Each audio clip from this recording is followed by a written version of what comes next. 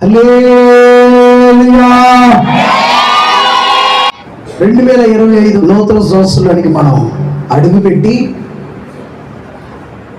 25 నిమిషాలు అయింది. మరి ఒక నూతన సంవత్సరాన్ని యేసయ్య దయా కిరీటంగా నీకు ధరింపజేశాడు. హల్లెలూయా. థాంక్ యూ యేసయ్య. మీకందరికీ ప్రభువైన యేసుక్రీస్తు నామములో నూతన సంవత్సరపు శుభాభివందనలు.